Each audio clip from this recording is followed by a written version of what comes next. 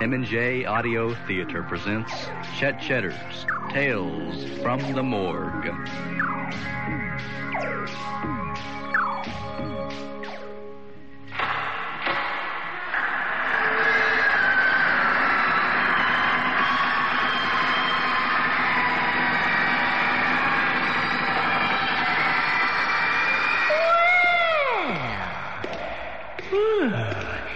Welcome, stranger of the night. Come right in and have yourself a seat. Rest your weary bones. Yes. Allow me to introduce myself. I am Chet Cheddar, the morgue attendant. I'm also a licensed embalmer and the resident storyteller. Now, let's see what I have for you today. Yes. My story for today begins in Biloxi, at a new restaurant owned by a retired seaman named Buford Van Horn. Buford's Bar and Seafood Place, it was called. I have a cherry pie special there, Buford. All righty, one cherry pie special coming up. Will you be having any coffee with that, Mr. Ferris? Yeah, give me a coffee with about 6 sugars. Oh, a sugar coffee. I got you. I'm finished with this paper, Caesar, if you want it. Be sure to check out the headline. It's a doozy. Thank you, Doc Stone. Now, let's see here. Oh, no, it happened. Look at this, Buford. Elmer Corn made the front page. Oh, well, that's not a surprise. He's the talk of the town. Saved from gator attack. Tuesday afternoon, a truck transporting 12 Louisiana gators to Marshall County overturned on Highway 171. The alligators escaped into the streets of Biloxi and caused a panic among the citizens. A local resident, Elmer Corn, risked his life to capture the 12-foot-long gators. It was a good example of mind over manpower, said Mr. Corn, of the ordeal. Dadgummit.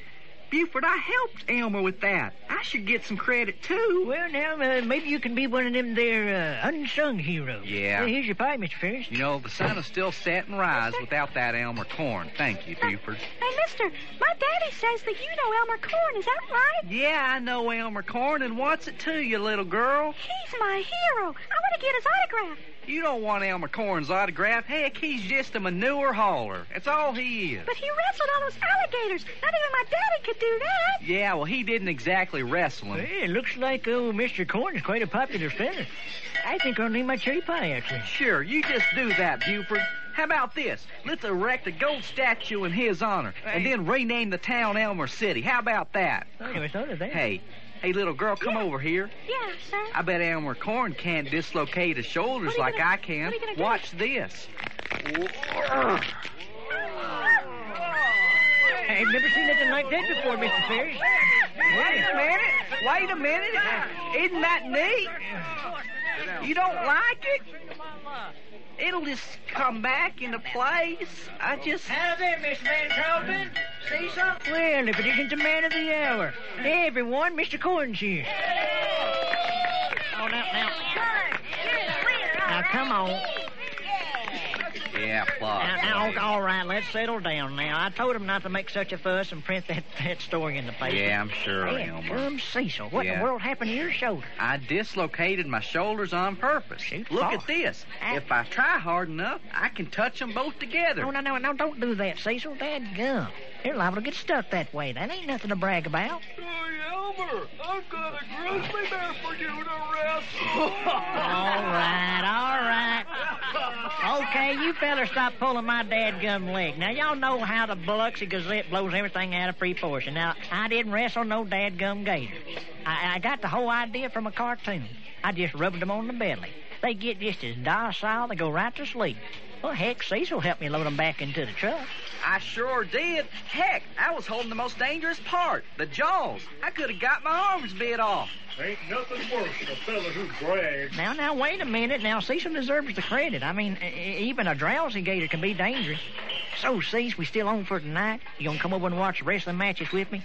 The Mala Warrior's gonna unleash a new hold, the Persian Spine Snapper. Well, I don't know, Elmer. I just might not be able to make it tonight. How about that?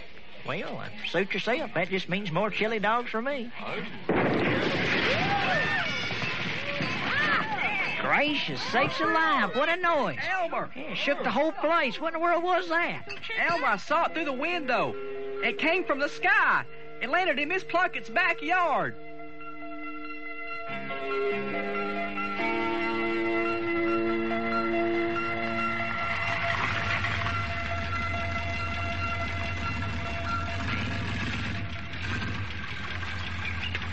Dadgum. Look at the size of that thing, Mr. Buford. Whatever it is, it's landed in old Winter Pluckett's yard. Lord, that old woman's gonna have a conniption feast. It's a big metal thingamajig. But the size of my trailer home. Yeah, it's drawing a little crowd of onlookers, I see. You can bet your price dear this is gonna be in the front page of the Gazette tomorrow. Oh, yeah, this is exciting news. Almost as exciting as you wrestling in alligators. Oh, you get on out of here. Well, let's go golf with the rest of them. What do you say? Now, I want something done about this, Sheriff. Are you going to do your duty and get these people off in my yard, or do I have to go get my squirrel gun? Now, you just simmer right down, Miss Pluckett. If there's going to be any shooting done around here, I'm going to do it myself. Hot dog, we get to use our pistol, Sheriff? Let's don't go for our guns quite yet. What do you say, Roland? Okay. So won't you go up and tell that crowd to back away from that thing? We don't know what we're dealing with yet. Yes, sir, Sheriff. I'll go over there and holler at them right now. All right. Okay, everybody. Everybody back off now. Back off. It's police business. Don't make me use the tear gas and the rubber bullets. Okay. You got any idea what that thing is, Sheriff? Well, I don't know, Elmer. It's a big metal thorn in my side is what it is. Big hunk of space junk, probably. Just had to fall during lunch hour. I'll bet you it's a meteorite. I'm gonna go poke it with a stick. Now, you ain't gonna get near that thing, Ernie. You see, you can hear that humming noise coming from it. That doohickey still got some power in it. You stay away from that thing. Well, here comes Cecil Ferris in his motorcycle. He might have some ideas of what it is. Yeah, sure. Ask Cecil. That'll be good for a laugh. Now, you ease up on Cecil. Whoa! Hey, Cecil. Yeah. Over here. Yeah, Elmer. Sorry it took me so long. My sickle kept breaking down. Cecil, that pile of junk ain't worth the air in its tires. Why don't you just scrap that eyesore? You watch what you say about my sickle, Bert. That thing can't defend itself. Now, let's not scuffle, boys. Let's not scuffle. We were studying on what this thing is, Cecil. Yeah? You got any guesses? Well, I guess it could be a UFO. Ain't that just like a hick? If it falls from space, it's gotta be a UFO. Yeah, Cecil, you reckon there's some face-melting aliens in there? Dammit, why won't anybody listen to me? Now, y'all get off Cecil's back. I ain't seen near one of y'all come up with an idea that's better than he has. UFO sounds just about as good as any. Yeah, right. And when it comes to being a hick, Ernie, you got that down to an art form. Wait a second. But now, I think, boys, I think I got this narrowed down. Whatever that thing is, it comes from this planet. How you think? Look on there on the side. Look at there. It's writing, and it's English, too. Sure is. Look at there. Property of Innovatrix, a private firm. Patent pending. If this satellite falls to Earth, please call 1-800-BIG-BANG. Big Bang, that don't sound good. I want that big old thing off in my property. You understand, Sheriff? Yes'm, Miss Pluckett, yes'm. It looks like it only weighs about 20 tons, so I'll tell you what, I'll hook it up to the squad car and I'll drag it out in the ditch for you, all right? Sheriff, I think me and the boys got it figured out. I think it's a satellite. It's got a number on the side of it. 1-800-BIG-BANG. Big Bang, Big Bang. I gotta write that down on my hand. Later, on a small, secluded tropical island. Here's your martini, Mr. Golden Spoon. Oh, bless you, child. Basking in this hot sun works up a thirst. Here, dear love, find someone to shimmy up that tree and retrieve me a pineapple, would you? I'm a tad peckish. There's a good girl. Of course, Mr. Golden Spoon. There's a telephone call for you on line 2. It's Mr. Van Swizzle. Van Swizzle? I told him not to call me here. Can't they run things for 2 bloody weeks? Now, this better be an emergency of biblical proportion, so I'll have his eyes cut out. Hello? Van Swizzle, you boob. What is the meaning of this intrusion? We have a code red, Mr. Gold. What? The satellite has come down from orbit. Egad, man. Say it's not so.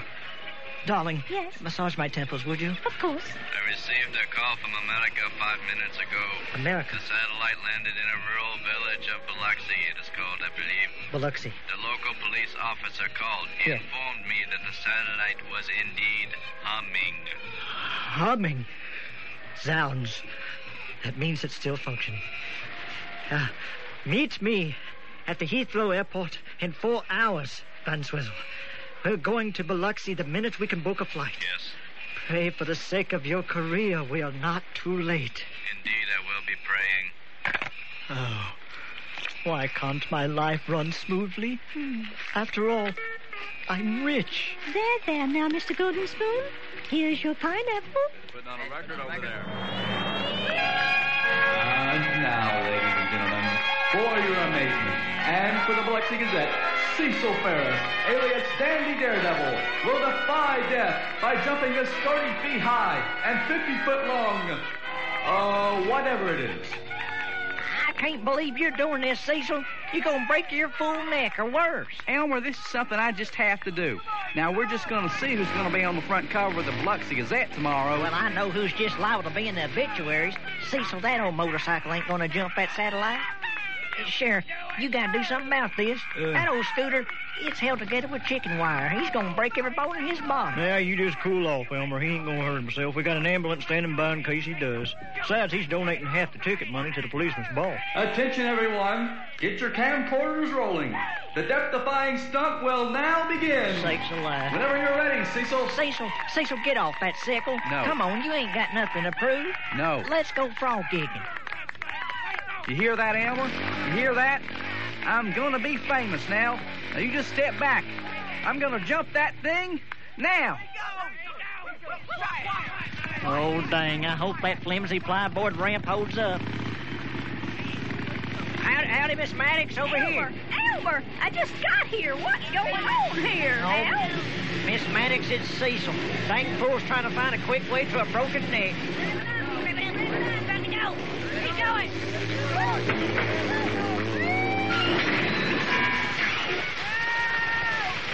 Elmer, help me! Oh, did you see what happened, Elmer? The sun was in my eyes. Yeah, I seen it, Sheriff, but it happened so quick it took a second for my brain to process it all. Cecil was just about halfway over that satellite in midair when his motorcycle just sucked out from under him and attached to that satellite like it was a magnet or something. Poor old Cecil's up in that old willow tree. I'm a-coming, Cecil. Just hang on to that willow branch. All right, ladies and gentlemen, the show is now over. Hey, give me back that microphone. Hey!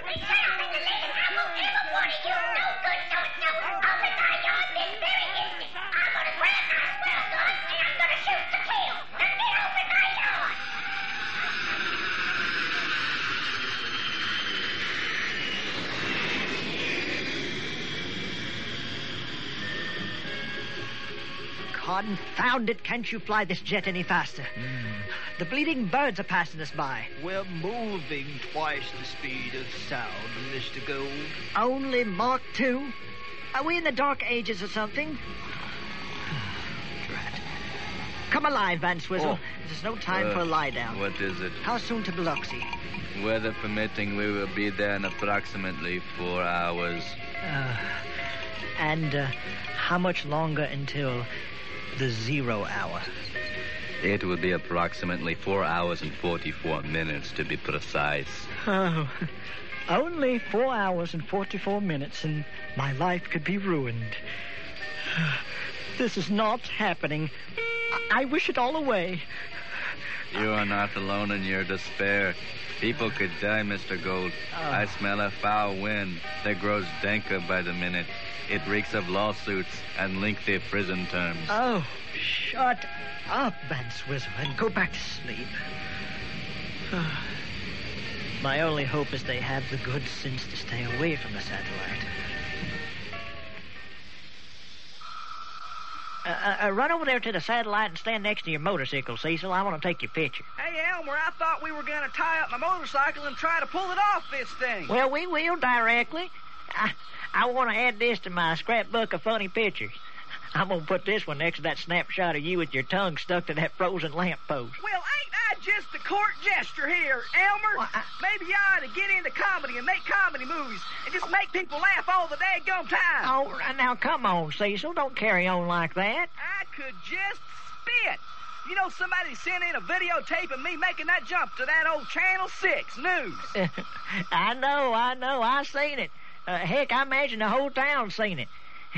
Now, Cecil, you ought to be proud that you're a celebrity now. It ain't everybody gets on the Channel 6 hometown blooper show. This is the most humiliating thing that ever happened to me. Oh, now, Cecil, I wouldn't say that. I think when you got your tongue stuck to that frozen lamppost last winter, I think that beats it out in the humiliation department. That's right, Elmer. Get your yucks like everybody else. Just call me Sir Joke-a-Lot. I just wish you could see your face, Cecil. You look like you just got through sucking a bushel of lemons. I was just fooling you, dadgum. Cecil, every dog has its day, and your day in the spotlight's gonna come. You just mark my word. All you need to do is have a little patience. Now, listen here. Grab onto your sickle and act like you're really trying to pull it off. Really bug your eyes out and make your tendons stick out in your neck like you're really straining, all right? Let's make it funny. Anything to get this show on the road. All right. That's it. Oh, I wish you could see yourself. Okay, Cecil, look at the birdie. I'm going to take this. Man, come on. Something feels like someone's pulling the camera out of my hand. I can't hold on to the dadgum thing. Ah! Ow! Whoa, Elmer! That camera nearly hit me square in the face. Well, I tried to hang on to it, Cecil, but it felt like it was going to jerk my arms out of their socket. Well, let's get the sickle, Elmer. That's what we came here for. Well, all right. I'll make a stab at it. But heck, that satellite's got a strong magnetic hold. I don't think it wants to let go of your sickle. All right, I already got the rope tied to it. You holler if it starts to slip off my trailer hitch, all right? All right, Elmer. All right, Bessie. Okay, now. Let's put your back into it, darling. You can do it. Hunker down, girl. Come on. Come on, Bessie, girl. Come on, you can do it. Come on, now. Oh, come on, girl. Put your back into it. Dang, the tires are spinning.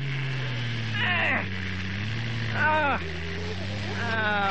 shoot far. It just ain't worth stripping my gears for that raggedy old scooter. It ain't worth breaking a good rope. I'll just have to tell Cecil I just can't. Whoa! What's that humming sound? Golly bum! Something's pulling the truck backwards. Dadgum, that satellite's got my truck in its magnetic clutches. Lordy mercy! My front end's lifting up. It's rearing up on its back wheels. I'm gonna flip off. I'm sliding into that thing. Dadgum! The truck is collapsing in on me. It's like being in a garbage compactor. Good Lord of mercy. Elmer, you all right? You all right in there? Well, I've been better, Cecil. I feel more bruised than broken, though, so I guess I'm all right. How do I look from your perspective? You look lucky to be alive, Elmer. Goodness, your truck is smushed up like an accordion. Oh, Lord. I know this is a stupid question, but did I crush your motorcycle? Yeah, it's junk now. Well, heck, let's face it, Cecil. It was junk to begin with. But I am sorry about it. Dang, I don't know how in the heck I'm going to get out of this thing. Upside down in a crumpled up truck. This looks like the sort of thing we'll laugh at later on, but it ain't very funny now. I can't move my left foot. It's caught under a jagged piece of metal. Yeah? Would you go tell Sheriff McElroy that I'm hung up like this? Sure. He's got the jaws of life, you know. Yeah, the jaws of life. I've always wanted to see one of them things work, Elmer. I'll be right back. Quick as I can. Okay, thank you, Cease. Take your time. I'll be here when you get back.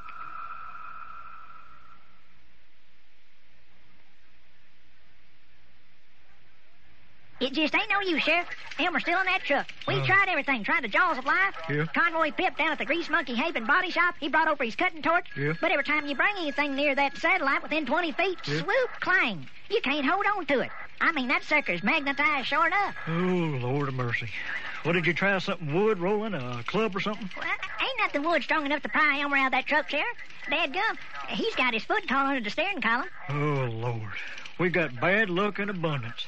You went down there, Doc Stone, and took a look at him. How's Elmer look to you?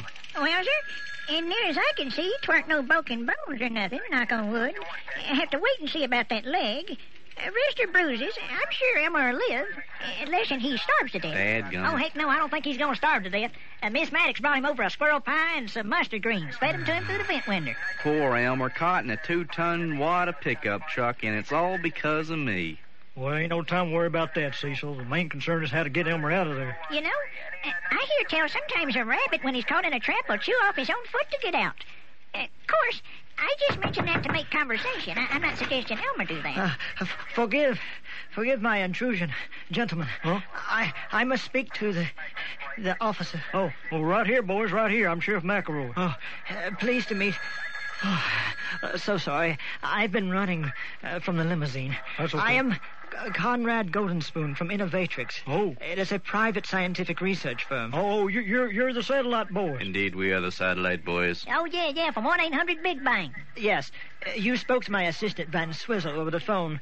He could not discuss this matter in detail, I'm afraid. The phones have ears, you know. However, Big Bang is, well, it's sort of our attempt at glib humor. The satellite will not explode, I assure you. It will, in fact, implode. Implode? Yes, in 20 minutes, approximately. The satellite is actually an antimatter device, you see. All living things and non-living things are composed of matter, and science dictates that matter cannot be destroyed, but we think we have found a way to do it. Well, shoot, why did you want to do that in the first place? The primary goal would be waste disposal, plastics and the like. They take forever to decompose. Now they could be eliminated without a trace. Of course, this implosion was supposed to be tested in space. Gravity conspired against us. I know. And now this thing's going to go off right here in Biloxi, and you say 20 minutes? That is correct. It is rigged with a timing device. However, I do not think there's any need for any serious concern, Sheriff. We passed by the satellite on our way here. We found a few metallic objects attached to it. It is sort of a side effect. It increases in magnetism as it nears the implosion. This will occur in a 50-meter radius, which is quite small, actually. Yeah. As long as no one comes near the object, no one should be hurt. Oh, no. The satellite itself will be destroyed, a few trees, but other than that, I think we're in the clear. Wrong, boys. Elmer Corn is caught in one of them metal objects clinging to that satellite. Caught in his pickup truck like a sardine. A possible fatality, Mr. Gold. Oh, I believe I'm going to swoon. We can't get Elmer out of there because of that magnetic field that thing is giving off. We got to stop that thing from going off, boys. Oh. We got about 15 minutes left. Now come up with something. The only way, Sheriff, would be to have someone crawl into the satellite and disconnect some wires. It's a very small space, only about 5 decimeters wide. Only a child could fit. Yeah. Just a second. Cecil? Yeah? Why don't you show that man what you was doing at the bar the other day? Oh, that yeah. thing you can do with your shoulder? Yeah, I can dislocate my shoulders. Watch this. What does this disgusting display have to do with our dilemma? Well, sir, I would imagine that Cecil can fit into a space about 10 or 12 inches wide when his shoulders are collapsed like that. Oh, that could work. That could work. My man, are you willing to risk your life to save another? Say, I'd walk over hot coals to save Elmer. Well, keep them shoulders dislocated, Cecil. Let's go, boys. Cecil. Yeah. Cecil, what in the heck are you climbing into that thing for? Now, you just sit tight, Elmer. I gotta dislocate some wires real quick. Well, why is everybody keeping their distance? Come on, Cecil, give me some answers now. Well, what's going on? Do that. Are you sure them walkie-talkies ain't going to static out around that magnetic field? Oh, no. We designed these comlinks in a laboratory. They contain crystal circuits to function under magnetic conditions. What in the heck are y'all doing, Sheriff? Come on, tell me. Ain't nothing to fret about, Elmer. You just sit tight. Everything's going to be okay. Are you sure we're a safe distance for that satellite in case this don't, work out? Yes, Deputy, yes. 60 meters is more than sufficient. Now, silence, please. I must talk to Mr. Ferris. Young man, approximately 5 meters into the tunnel, you will find a small hole to the right, about 5 decimeters in diameter. What the heck is a decimeter? Just look for a small hole.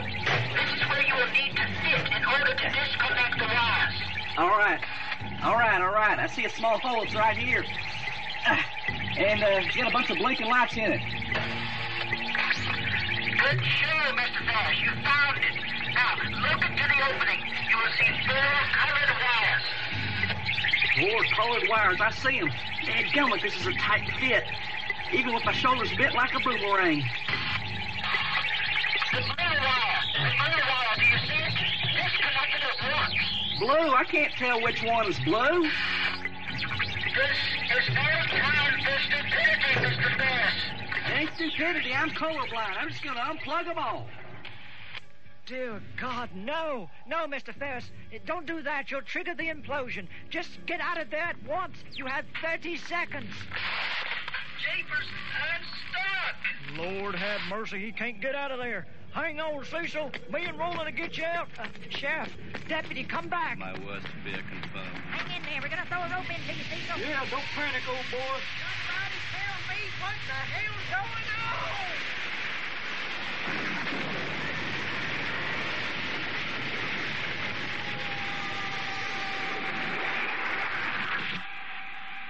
Oh, no. They're gone. The police officers, Mr. Corn, Mr. Ferris, all gone. I've killed them all.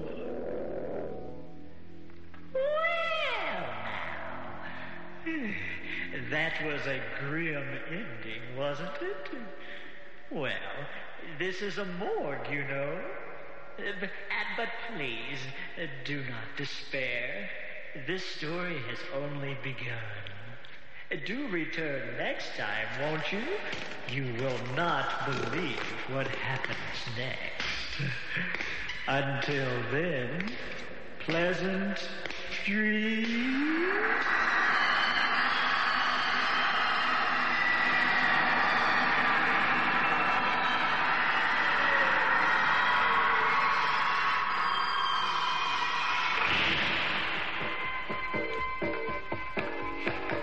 You have just heard Chet Cheddar's Tales from the Morgue.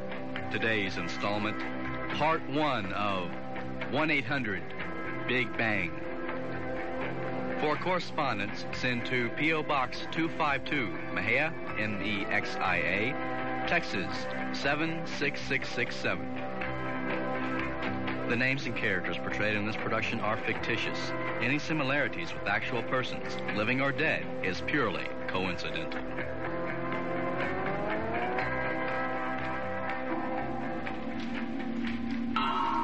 A production by M&J Audio Theater. Support for this program is provided by this and other national public radio member stations and the NPR Cultural Program Fund. Contributors include the National Endowment for the Arts and the John D. and Catherine T. MacArthur Foundation. This is NPR, National Public Radio.